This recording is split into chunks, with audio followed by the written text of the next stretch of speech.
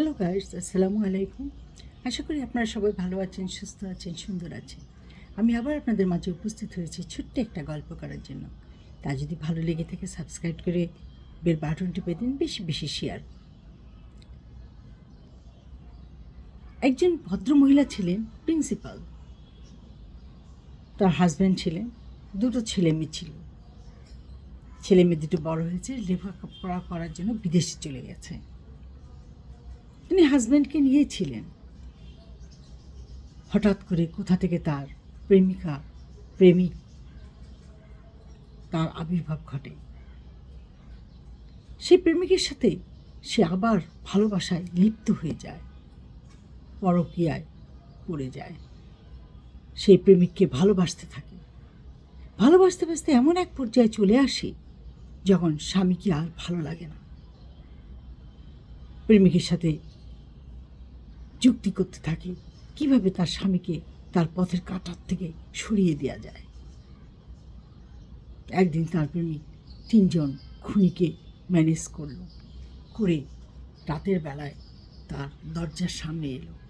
আর এই রাতে সেই ম্যাডাম তার স্বামীকে খাবারের পর ঘুমের ওষুধ খাইয়ে দিল।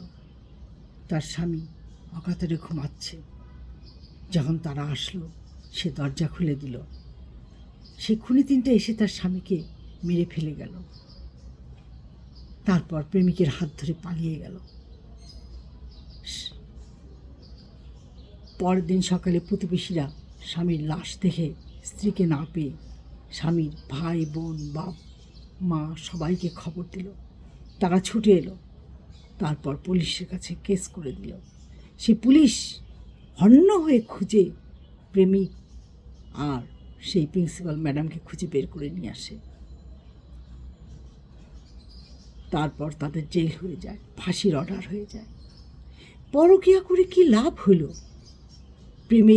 সেই প্রেমিকের ফাঁদে পা দিয়ে লাভটা কি হলো?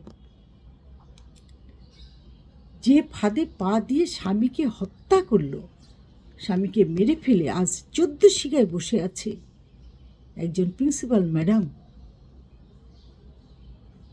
তার আর কি হতে পারে? আমরা জানি আমরা অপরাধ করলে ধরা পড়ে যাব, তারপরেও আমরা কেন এরকম অপরাধ করি? ধর্ষণ করে ধরা পড়ে জেলে, পরকীয়া করে স্বামীকে হত্যা করে জেলে, তারপরও কেন এই সমস্ত কাজে আমরা লিপ্ত হই? আমাদের কি বিবেক বলে কিছু নেই? আজ এই পর্যন্ত। ভালো থাকেন, সুস্থ থাকেন। আল্লাহ হাফেজ।